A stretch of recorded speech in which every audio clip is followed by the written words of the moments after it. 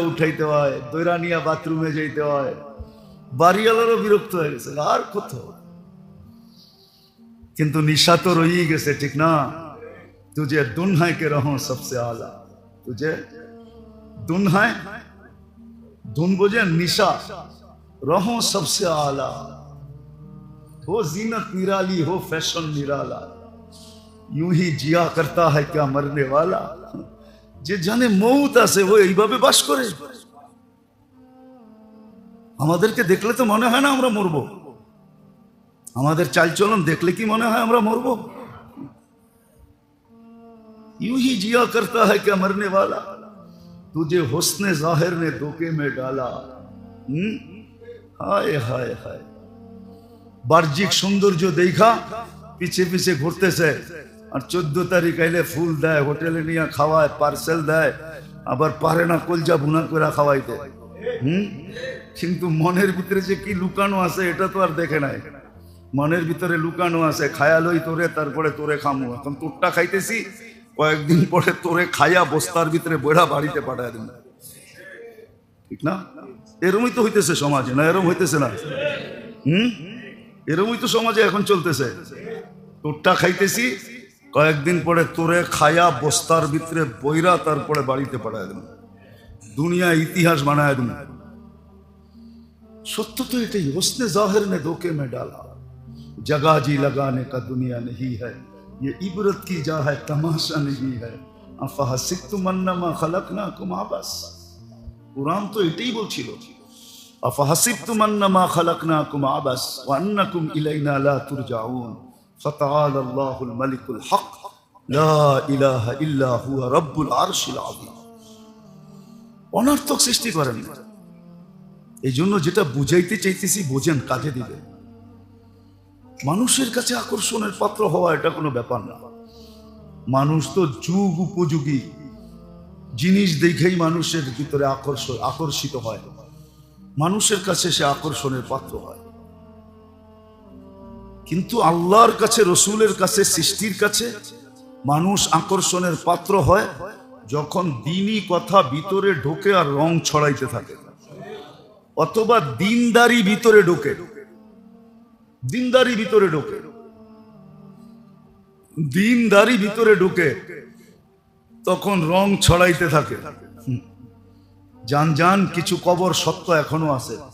শাহজালাল রহমতুল্লাহ আলের ভিতরে কি ছিল? দিনদারি ছিল। শাহজালাল ইয়ামানির ভিতরে কি ছিল? দিনদারি ছিল, আর কি ছিল? দাতা আজমিরির ভিতরে কি ছিল? দিনদারি ছিল, আর কি ছিল? দিনদারি ছিল, আর কিছু ছিল না। টাকা ছিল না, পয়সা ছিল না, রাজত্ব ছিল না, ফাজুত্ব ছিল না, কোথারও গভর্নর ছিলেন না, প্রেসিডেন্ট ছিলেন না, দিনদারি ছিল, আর কি ছিল? আজমির যে যান, কি ছিল আজমিরওয়ালার কাছে? দিনদারি ছিল, দিনদারি, আর কিছু না। দিনদারি দিয়ে চমকাইছে, আকর্ষণের পাত্র হয়েছে। আল্লাহর কাছে হয়েছে, সৃষ্টির কাছে হয়েছে। প্রথম আল্লাহর কাছে, পরে সৃষ্টির কাছে। আজকেও যারা আল্লাহওয়ালা আছে ওনারা আকর্ষণের পাত্র কি দিয়া? কি দিয়া? কি এক একজন বিরাট বিরাট পদে, কেউ ডিআইজি, কেউ আইজি, কেউ মেজর জেনারেল, কেউ মন্ত্রী সন্ত্রী, এমপি সেমপি, কি দিয়া? দিনদারি দিয়া, আর কিছু না। আকর্ষণের পাত্র দিনদারি দিয়া, আর কিছু না। এটাই বুঝাইতে চাইতেছি। যখন দ্বীনি কথা ভিতরে ঢোকে আর ভিতরে রং ছড়ায়, আর যখন দিনদারি জিন্দেগিতে আসে, এখন সবাই ভাবে আমরা সবাই যদি দিনদার হয়ে যাই তাহলে কে কার কাছে আকর্ষণের পাত্র হমু, ঠিক না? আরে সবাই হইয়া দেখেন না, হইয়া দেখেন কে কার কাছে আকর্ষণের পাত্র হবেন, ওটা হইয়া দেখেন। এই জন্য মনে হয় সবাই হয় না। সবাই যদি বিয়ে পাস হয়ে যায় তো কে কারে সেলুট দিবে, ঠিক না? হ্যাঁ, আগে হন না, তারপরে দেখেন। আগে হন, তারপরে দেখেন। তাহলে তো ওই প্রশ্ন জাগবো যে সবাই যদি মুসলমান হয়ে যায়, এত জায়গা জান্নাত দেওয়ার জন্য আল্লাহ পাইব কই, ঠিক না? এটা তো কইবেন ঠিক না? এত জায়গা কই পাইবো ঠিক না? তাহলে তো আপনারা সৌরজগৎ পড়াই দিব। আমার সৌরজগৎ পড়াইলে দেখা যাবে জায়গা আছে কিনা নাই। কন্ত সূর্যটা দুনিয়ার চেয়ে কয় গুণ বড়? আচ্ছা 10 দিয়া ভাগ দেন, দেখেন কয়জন মানুষের ভাগে পড়ে। 10 দিয়া ভাগ দেন। নাই মোবাইল 13 লক্ষরে 10 দিয়া ভাগ দেন, কয়জন মানুষের ভাগে পড়ে? তারপরে 2-4টা আরো শুনাইতেছি। কয়জনের ভাগে পড়বে? 13 লক্ষরে 10 দিয়া ভাগ দিলে একজনরে তো 10 গুণ দিব ঠিক না? তো দুনিয়ার থেকে কত? 1,30,000 মানুষকে দেওয়া যাইব খালি সূর্য। সূর্যের পাশে যেটা আছে অ্যান্ড্রোমেডা, এটা সূর্যের চেয়ে 50 লক্ষ গুণ বড়। এটার পাশে যেটা আছে ব্যাটেল জেস, এটা সূর্যের চেয়ে 100 কোটি গুণ বড়। আপনি আর আমি এই দুনিয়াটা যেই ছায়াপথে আছে, এটারে বলে সৌরজগতের গ্রাম। গ্রাম যেই ছায়াপথের ভিতরে আমাদের দুনিয়াটা আছে গ্রামে, ওই গ্রামে যেই ছায়াপথটা যেই গ্রামে আছে, ওই গ্রামটা এত বড়, একটা যান্ত্রিক জিনিস যদি সেকেন্ডে 3 লক্ষ কিলোমিটার যায়, তাইলে এই মাথার থেকে ওই মাথায় যাইতে 1 লক্ষ আলোক বৎসর লাগবে। সৌরজগতে আমরা যেই ছায়াপথে আছি, ওটার ভিতরে 30,000 সূর্য আছে। আমরা শুধু একটা দেখি, আমগো দুনিয়া একটা লাগে। আমি বিজ্ঞান পড়াইতে, সৌরজগৎ পড়াইতে আসি না, ইচ্ছা করলে পারি। জাগার অভাব হবে না, আপনি ওটা চিন্তা করেন না। অনেকে ভাবে 800 কোটি মানুষ যদি মুসলমান হয়ে যায় তো আল্লাহ এত জায়গা দিবে করতে, ঠিক না? হতে পারে ছোট থাকে না। ওই যে দেখাইলাম না, মক্তবের ছেলে হতে পারে বড় ছোট, বড় ছোট, নিজের কাপড়টাও ঠিক মতো পড়তে পারে না, কিন্তু ফেরেশতা ওর পায়ের নিচে পরের গালিচা বিছায়। বলেন দেখি তো না, সব দেখতে হবে এমন কোনো জরুরি না। অনেক কিছু মানেন যেটা দেখেন না। বলো বিজ্ঞান এত উন্নত হয়ে গেছে, মানুষের শরীর থেকে 800 কোটি মানুষকে এক জায়গায় করা 1 ছটাক চিনি বার করে দিতে বলেন আমাকে। 1 ছটাক চিনি, 800 কোটি মানুষের শরীর থেকে 1 ছটাক চিনি বার করে দিবে বিজ্ঞান। পারবে কি? আপনাদের স্কুল কলেজের বিদ্যায় আছে? পারবে? পারবো না। মানুষের শরীরে কি সুগার নাই? নাইলে ডায়াবেটিস হলো কোথেকে? সুগার তো আছে, বার করতে পারে না কেন? ওটা ওই সুগার না যেটা বাজারে বিক্রি হয়। সুগার আছে, সল্টিস আছে, লবণ আছে, আয়রন আছে। নাইলে আয়রন ট্যাবলেট খান কেন? আয়রন আছে, বাইর করে দিতে পারবে না। এরকমই চোখে দেখেন না দেখা মানবেন না? মানেন, বহুত কিছু চোখে না দেখেও মানেন। ছোট হইতে পারে, ওর পায়ের নিচে ফেরেশতা পর বিছায়, পরের গালিচা। মাদ্রাসার ছেলেরা অনেক সমাজে অনেক নিচের হইতে পারে, যার মনে চায় যা তা বলে, অথচ স্কুল কলেজের ছেলেদেরকে নিয়ে মুখ খোলে না। মাদ্রাসার ছেলেদেরকে যা মনে চায় তা বলে, হুজুর করে নিয়ে যা মনে চায় তা উক্তি করে, যুক্তি করে, এটা বলে সেটা বলে, কিন্তু আর কাউকে নিয়ে বলে না। কিন্তু আপনি জানেন না যে আর পায়ের নিচে কে কি বিছায়। তো যেটা বুঝাইতেছিলাম, মানুষের কাছে নাও হতে পারে। মানুষ তো বললাম না, যুগ উপযোগী কালার দেখা আকৃষ্ট হয়। যুগ উপযোগী কালার দেখা আকৃষ্ট হয়, যুগ উপযোগী। যুগ চলতেছে রূপের, তো রূপ দেখা আকৃষ্ট হয়। কোয়ালিটি থাকুক আর না থাকুক, কোয়ালিটি রূপ দেখা পাগল হয়ে যায়, ঠিক না? কয়েকদিন পরে ওই রূপসীর কারণেই জান যায় না, যায় না? ওই রূপসীর ফাঁদে পড়েই জান চলে যায়। তো মানুষ তো যুগ উপযোগী জিনিস দেখা আকৃষ্ট হয়। সৃষ্টি কিন্তু মানুষের মতো পাগল না, ওরা দিন দেখা, দিনের কালার দেখা আকৃষ্ট হয়। হ্যাঁ, সত্য এটাই। সত্য মিথ্যা পরের কথা, কিন্তু আমি এটা মানি যে যদি দিনের রং যদি চড়তে পারে, দিনের রং যদি ভিতরে ছড়াইতে পারে, আর দিনের রং যদি শরীরে প্রস্ফুটিত হইতে পারে, তা আমি বিশ্বাস করি বাঘের পিঠে চড়েও ঘোরা যায়। এটা আমি বিশ্বাস করি। বাঘকেও কান ধরে থাপ্পড় দেওয়া যায়, বাঘকেও ঘোড়ার মতো চালানো যায়, গাধার মতো চালানো যায়। আমি এটা বিশ্বাস করি। যদি দিনের রং ভিতরে ছড়ায়, শরীরে ছড়ায়, আর যদি দিনের রং না ছড়াইল, তাহলে যুগ উপযোগী রং থাকলে আপনি কয়েকদিন আকর্ষণের পাত্র হবেন। আবার এটাও হইতে পারে যাদের কাছে আকর্ষণের পাত্র হয়েছেন, এদের হাতেই আপনার জানটা আবার দিতে হইতে পারে। আপনার মৌটও আবার এদের হাতেই লেখা হইতে পারে যে এদের হাতেই আপনি মরবেন। যারা আপনারে উপরে উঠাইছে, ডন বানাইছে, এরাই আবার আপনাকে সাইজ করে মাটির নিচে ঢুকাই দিবে। এটা আমি বিশ্বাস করি। যাক, এটা আমাদের আলোচনা না, আমাদের আলোচনা এটাই যে আসেন দিন আর দিনদারি,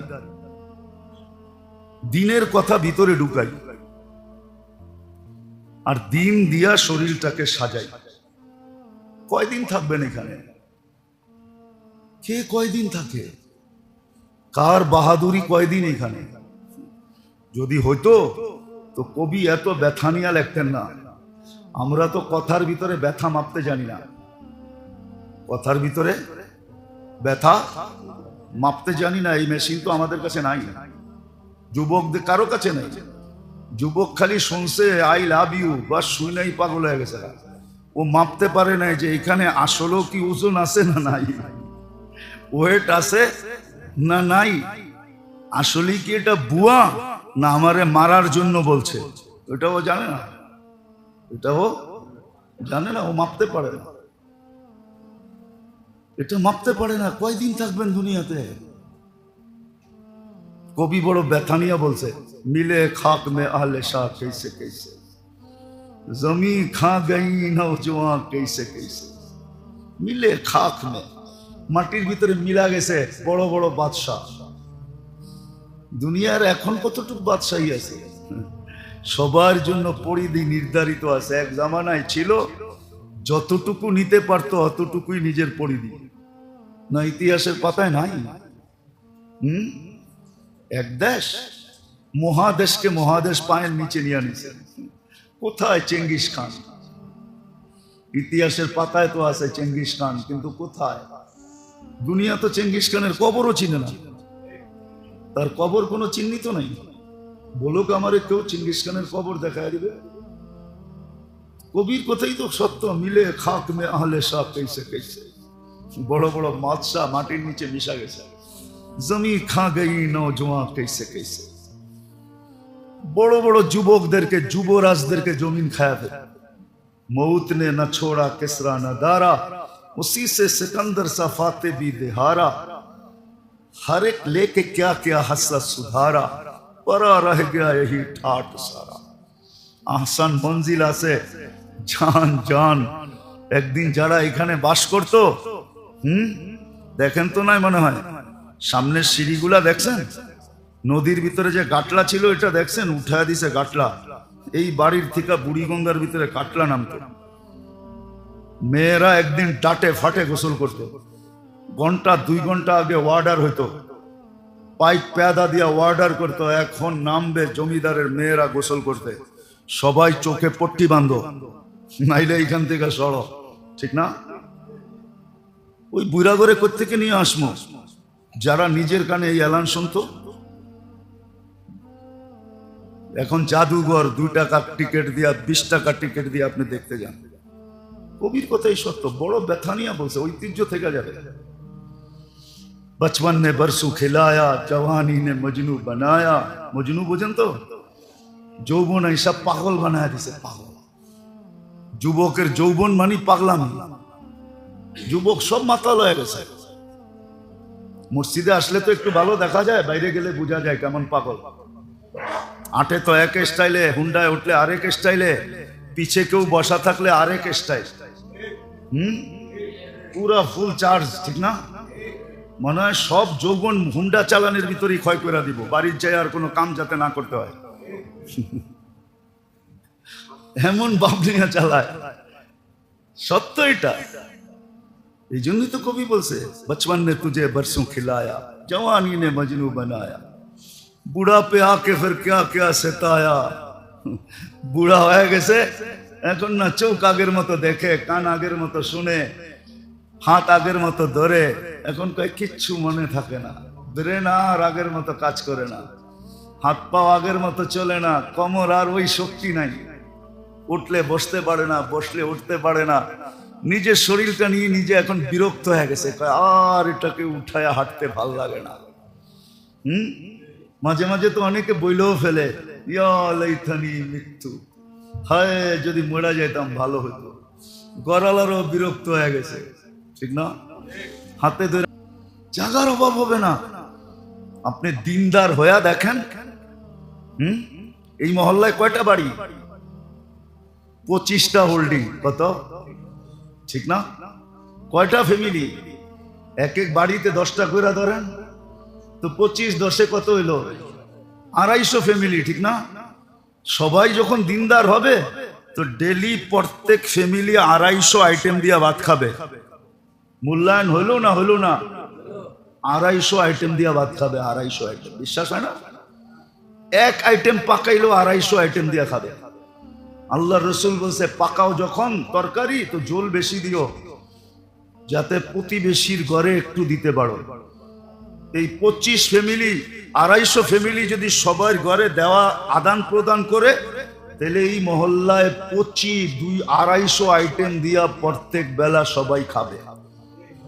এখন তো নিজে যা পাকায় ওইটাই খায়, ঠিক না? কেউ কারো দিকে তাকায় দেখে না। তখন 250 আইটেম দিয়ে খাবে, কেউ কাউকে ছাড়া খাবে না। আমার জীবনে মনে আছে, আমি 6 বার গেছি ক্যামরুনে, 6 বার গেছি চাঁদে, 6 বার গেছি সুদানে। তো চাঁদ খুব গরিব দেশ, গরিব দেশ। এক জানাজায় গেছি, তো ওইখানে পুরুষ মারা গেলে জানাজার হওয়ার আগে জিজ্ঞাসা করে, এই এতিমদের দায় দায়িত্ব কে নিবে? তো একজনে হাত উঠায় বলছে, আমি নিব। তো আমি ওরে চিনি, তো না জানাজার পরে বললাম যে, তুই যে দায় দায়িত্ব নিলি এতিমদের, তুই তো নিজেই গরিব। হাসি দিয়া বলতেছে, শোন, এক রুটি তো ডেলি জোগাড় করতে পারবো, এক রুটি সবাই ভাগ করে খাবো। আর আমারে বলতেছে, তুই আলেম মুফতি হইলি কোত্থেকা, তোরে সার্টিফিকেট দিছে কে? আমি কেন কয়, তুই হাদিস পড়স না? আনা ওয়া কফিলিল এতিমি কাহাতাইন, যে এতিমদের দায় দায়িত্ব নিবে, আল্লাহর রসুল বলছে, আমি আর ও কিয়ামতের দিন এত কাছে থাকবো যেমন 2 আঙ্গুলের মধ্যে স্বাভাবিকভাবে দূরত্ব, এতটুক দূরত্বে থাকবো। তা আমি এই সুযোগ ছাড়বো তো ছাড়বো কেন? এক রুটি ভাগ করে খাবো। মনে হয় কিছুই বোঝেন না। এটা হলো দিনদারির রং, দিনের রং, দিনের। আমাকে দেশে তো চিন্তা করবো, এতিম কিছু আসেনি, দেখো এটা খাওয়া যায় কেমনে, ঠিক না? কিছু রাইখা গেছেনি, আছেনি, এটা খাওয়া যায় কেমনে দেখো। লাউয়ের আগাও খামু, ডোগাও খামু, পরে ডুগডুগি বানামো। আমাদের দেশে তো এটা চিন্তা করে।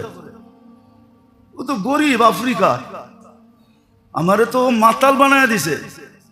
আমি যখন ওরে জিজ্ঞাসা করে বেউকুফ হয়ে গেছি গা, যে বেটা তুই হাত উঠেলি কি জন্য? তুই তো নিজেই গরিব, কয়েক রুটি ভাগ করে খামু। যেদিন থাকবে না, আমরাও না খায় থাকবো, ওরাও না খায় থাকবে। কিন্তু আমি এত বড় সুযোগ ছাড়বো কেন? আমাদের দেশে করে নাকি? হ্যাঁ, আরো যেটা বললাম ওইটাই চিন্তা করে, ঠিক না? তো যেটা বুঝাইতেছিলাম, আসেন বোঝেন, কাজে লাগান। দিনই কথা যখন দিলের ভিতরে ঢুকবে, তখনই ভিতরে রং ছড়াবে। আর দিন যখন জিন্দেগিতে আসবে, দিনদারি যখন জীবনে আসবে, জীবনে প্রতিফলিত হবে। তখনই আল্লাহ রসুল সৃষ্টির কাছে আকর্ষণের পাত্র হবে। পাত্র হবে। তো দুনিয়া কয়দিন থাকবেন এখানে? কে কয়দিন ছিল আর কে কয়দিন থাকবে? তাইলে কবি এত ব্যথা নিয়ে কোনোদিন লিখতেন না। কবি বড় ব্যথা নিয়ে লেখছে, যা শুনাইলাম আপনাদেরকে। বেশি দিন থাকবো না এখানে, চলে যেতে হবে। কিন্তু নিজেকে আকর্ষণের পাত্র বানায়া যেতে হবে, নাইলে কোনো কাজ হবে না। হায়, যতভাবে বুঝাইছেন আল্লাহর রসুল আর আল্লাহর রসুল আমাদেরকে যতভাবে বুঝাইছেন।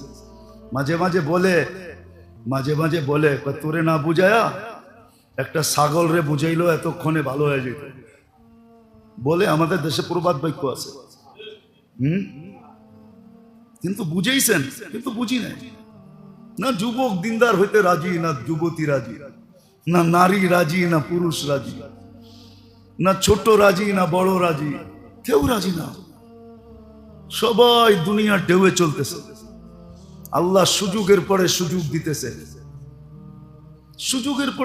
দিতেছে, আল্লাহ সতর্ক করার পরে করতেছে। ইউহাযযিরুকুমুল্লাহ, কুরআনী শব্দ। আল্লাহ সবাইকে সতর্ক করতেছে, আল্লাহর রসুল সতর্ক করতেছে। কিন্তু কানে লাগে না, আমরা কানে নিই না। কানে যদি নিতাম তাহলে আমাদের এই দুরবস্থা হইতো না।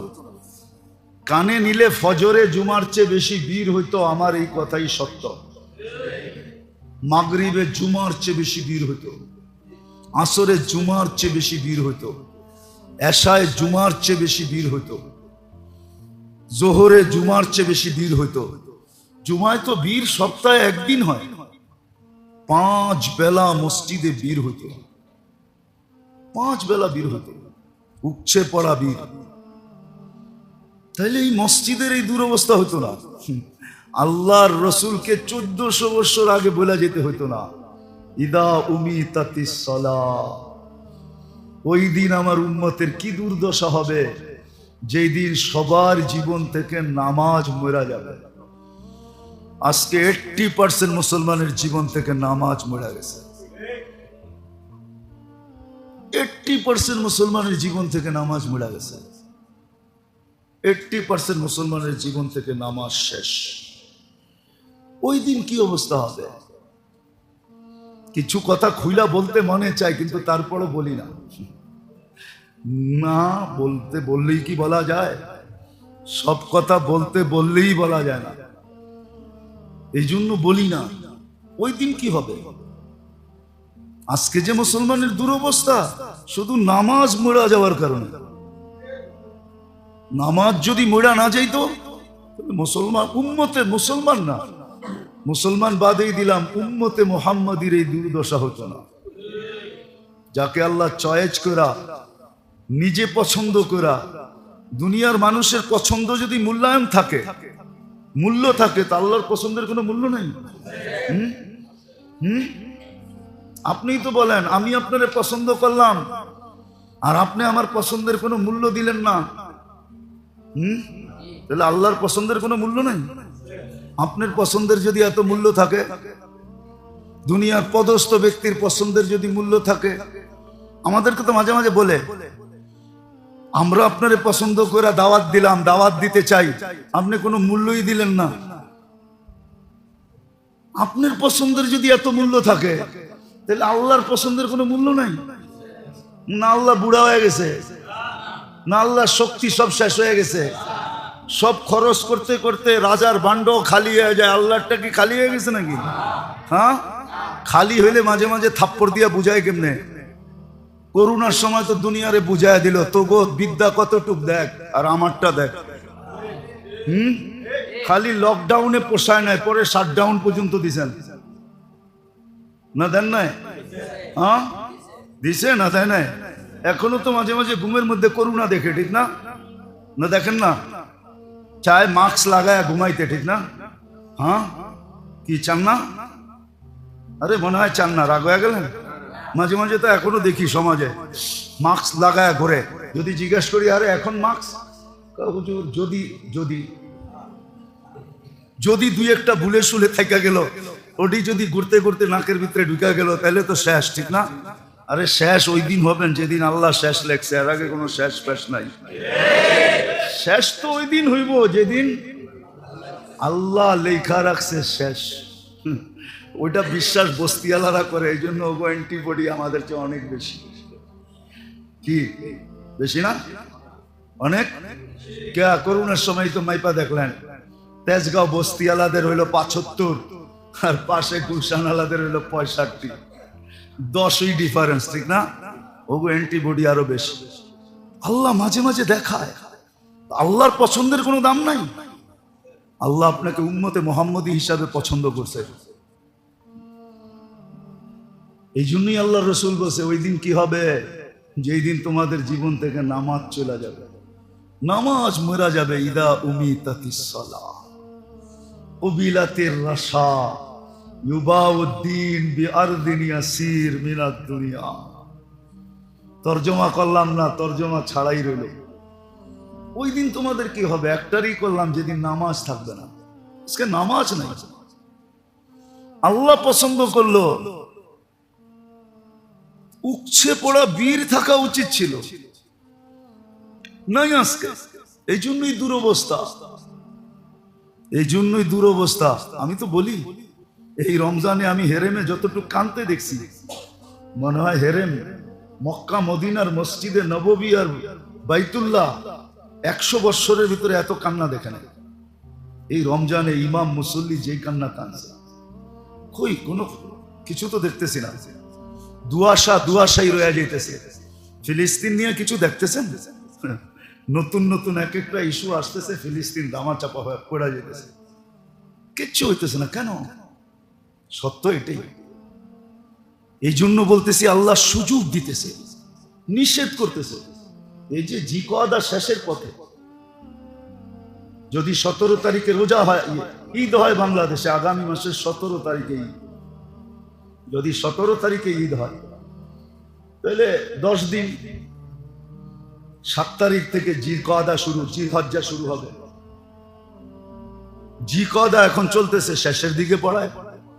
আল্লাহ তো এই উম্মতকে নিষেধ করছিলেন যে 4টা মাস গুনার থেকে বিরত থাকো, 4টা মাস আমাদের মূল্যায়ন করো। তার ভিতরে জিকওয়াদা, জিলহজ্জা, মুহররম, আর আসতেছে রোজার আগে আসবে রজব। আল্লাহ তো নিষেধ করছিল। গত জুমায় তো এটাই বলতেছিলাম যে খোদার ওয়াস্তে কমসে কম 3টা মাস গুনার থেকে বাঁচি, মসজিদ মুখী হই, গরালাদেরকে বুঝাই, গরালাকে বুঝাই, ঘরের বাক্সা বন্ধ করি। আগে তো বাক্সায় জায়গা ছিল, ঢুকাইলে এত বেশি কষ্ট হইতো না। এখন তো বাক্সায় জায়গাও নাই, ঠিক না? তারপরও মাইরা মাইরা এটার ভিতরে ঢুকাইব। বুঝেন, জায়গা নাই, তারপরে যদি ঢুকাইতে চায় তো কেমন অবস্থা হবে। এক বাক্সা চিনেন? আগের বাক্সর ভিতরে তো জায়গা আছিল, ঠিক না?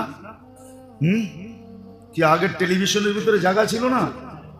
এই বড় বড় এক একটা ছিল, ঠিক না?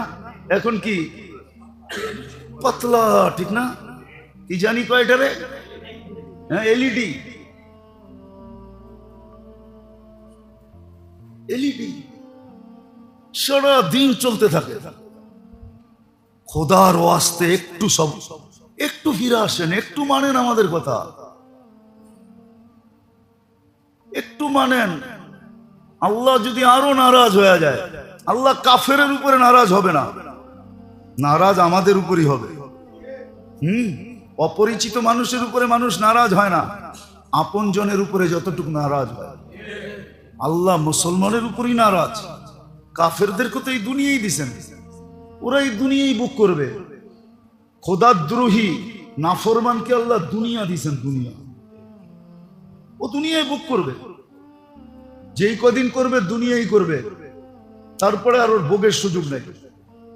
আল্লাহ তো আমাদের উপরে নারাজ যে তোরা আমার পছন্দের কোনো মূল্য রাখলি না, তোকে পছন্দের দাম দিলি, আমার পছন্দকে কোনো পরোয়া করলি না, কোনো মূল্য দিলি না।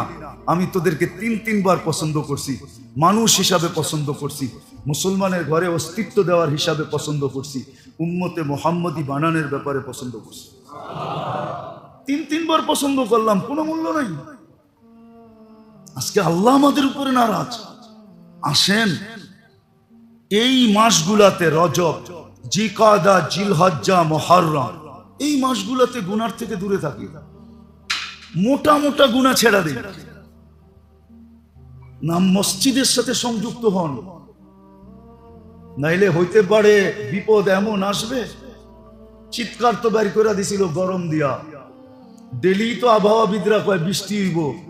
গতকালকেও তো 4টার সময় যখন বাহির হইছি, আকাশের অবস্থা দেখা মনে করছিলাম যে তুফান মনে হয় আইতেছে, বৃষ্টি মনে হয় ভাঙ্গা পড়বো। এশারের নামাজ পড়া বাইরে দেখি চাঁদ হাসতেছে। আমি তো বলি রাগ হয়ে যায় না, মেঘ আইসা আবহাওয়া অফিসারদেরকে খবর দিয়া যায় আইতাছি, আয়া পড়ছি, নামমু এখন জুমজুমায়া। যখন ওনারা এলান করে দেয় যে বৃষ্টি আসবো 3 দিন পরে, টাটা দিয়া জায়গা কয় আর আমু না, চিন্তা করিস না। কালকে তো এরকমই হয়েছে, না হয় নাই? মেঘ ছিল না কালকে বিকালে, বৃষ্টি হয়েছে ঢাকাতে, কই গেল মেঘ? মনে তো হয়েছিল ভাঙ্গা পড়বে। আল্লাহকে নারাজ করা ঠিক না, বুদ্ধিমানের কাজ না। কেন আমরা তো দুনিয়ার কিছু পাই নাই, পাইছেন? তাহলে দিনদারি নেন না কেন? এই জন্যই কোরআন একটা ইঙ্গিত দিছে, গরিবরা জান্নাতে যায় ধনী করে জিজ্ঞাসা করবে মা সালাকাকুম ফি সাকার। এত বড় রাজপ্রাসাদে ঢুকলেন কেমনে? দোজক, দোজক, দোজকের একটা রাজপ্রাসাদের নাম হলো সাকার, যার কঠিন শাস্তি। জিজ্ঞাসা করবে এখানে ঢুকলেন কেমনে? তো ওরা বলবে না যে আমাদের ঈমান ছিল না, আমরা বেঈমান ছিলাম, এটা বলবে না। বলবে নামনাকু মিনাল মুসাল্লিন, দুনিয়াতে নামাজ পড়তাম না। ওয়ালাম নাকু নুতঈমুল মিসকিন, অধীনস্থদের উপরে সদা সর্বদা পাঞ্জা জমায় বসে থাকতাম, অধীনস্থদের খেয়াল করতাম না, গরিবদের ভ্রুক্ষেপ করতাম না, গরিবদেরকে পছন্দ করতাম না। গরিব ভাল লাগে না, এই জন্য পদস্থ লোক মসজিদে আসে না। এই জন্যই আসলেও সবার শেষে আসে, যখন বাইটা মাইটা সব শেষ হয়ে যায় আর কিচ্ছু থাকে না, তখন আয়া ঢোকে আর নামাজ শেষ সাথে সাথে বাইরায়। নির্জনে যায় জিজ্ঞাসা করেন আপনারা আসেন না কেন? তো প্রথম বলবো আমাদের নিরাপত্তার ভয়, নিরাপত্তা নাই।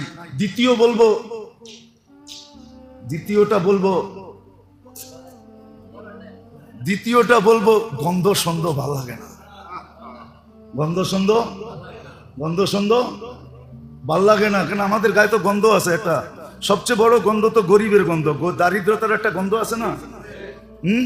শরীরেরটা বাদেই দিলাম, দারিদ্রতার একটা গন্ধ আছে না? না নাই? হ্যাঁ মনে হয় নাই, ঠিক না? লম্বা হয়ে যাবে, আমার জীবনের কাহিনী আছে। আমি এক জায়গায় ছিলাম দীর্ঘ অনেক দিন, কিন্তু আমি ওইখানে মোটা হই নাই, শুকনা হয়ে গেছি, কাঠ আর কাঠ না। আমার যেই জিনিস নিতাম একটা গ্রান বাহির হইতো, গ্রান লাগতো, আমি খাইতে পারতাম না। অতিষ্ঠ, কিন্তু পড়তে তো হবে, মানুষ তো হইতে হবে। তো কোনো মতে কাটায়া যখন বাহির হয়ে গেছি, তার 2 বছর পরে অন্য জায়গায় যাইতে দেরি, আমি মোটা হইতে দেরি করি নাই, কিন্তু ওই ঘ্রাণ আমার নাকেরতে সরে গেছে, আমি মোটা হওয়া শুরু হয়ে গেছে। তো দারিদ্রতার একটা ঘ্রাণ আছে না? না নাই? হ্যাঁ। দ্বিতীয় বলবে ঘ্রাণ ভাল লাগে না। তৃতীয় আরেকটাও বলবো, যাইতাম যদি আমাগো লেগা জায়গাগুলো আগের থেকে নির্ধারিত হইতো, ওইখানে কেউ না দাঁড়াইতো। এখন মসজিদে তো হইলো নিয়ম, হইলো রাজাও যেই কাতারে, প্রজাও সেই কাতারে, ঠিক না? এটা ঘর কার? আল্লাহর কাছে সব সমান। মাহমুদ ও আয়াজ, মাহমুদ যত বড়ই বাদশাহ হোক, সুলতান মাহমুদ গজনবী চিনেন তো না? সুলতান মাহমুদ গজনবীকে কোত্থেকে চিনবেন? যে ভারতবর্ষ যে স্বাধীন করে রাজত্ব করছে, গজনির থেকে, রাশিয়ার থেকে নিয়ে ভারতবর্ষ পর্যন্ত যার পায়ের নিচে ছিল। আরে মা সুলতান মাহমুদ গজনবী 47 বছর পরে যার জানাজা লাশ বাহির করে দেখছে, যেমনটা তেমন রাখা আছে, হাতগুলা নরম তুলতুলে, চেহারা খুলা দেখছে মনে